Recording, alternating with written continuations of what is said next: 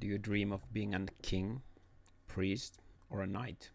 That small fracture of a medieval society. Peasant is the real powerhouse of the kingdom. Peasant caste maintains roads, churches, pays the taxes, fights and supports wars. The noble cavalryman was just one part of the large army that consisted mostly of foot soldiers that came from the peasant caste. Mostly peasants that were taken by force to join the campaign. All the land was owned by the king. Finnish peasants had family rights for their farms. If peasant failed to pay taxes for 3 years, he would lose his family right and the land would be king's. This rarely meant anything since the crown needed someone to work at the farms, so no one was thrown out for missing their taxes. No farms, no taxes. Most of the peasants who lost their family rights during wars and famine didn't even pay attention to it and continued to claim family right even if they had lost it many generations ago. For a Finnish peasant, 2 years from 10 would consist bad weather that would result into failed harvest. So famine was regular and the peasants wrote their pleas for the kings to get tax exemptions. Of course, they did not write, but hire someone else to beg for the tax exemption. When the king needed quick income or wanted to gift his noble lords, he gave his crown's land to a nobleman. A noble lord would have a manor and the farms around it, and the farms around it would lose their family rights and become part of his estate. At bad scenarios, peasants would have to move away from the construction of the mansion.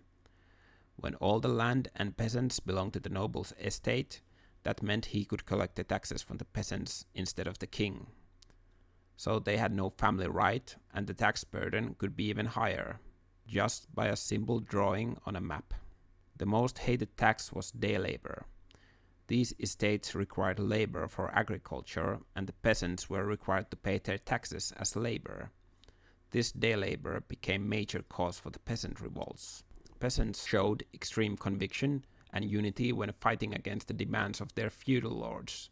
But in many cases, when other peasants belonged to the crown and the other ones to the estate, they started bickering and they created another subcaste between them. The road to feudalism was ahead for everyone until 1789. Two things happened. First one was the French Revolution, and the second one was the will of the Swedish king Gustav III. This new king decided not to be a puppet for the nobles and wanted the reins to himself. In order to topple nobles, one must ally with the peasants. The French Revolution scared nobles immensely, so the new revolutionary property rights were passed very quickly. From now on, family rights meant property rights.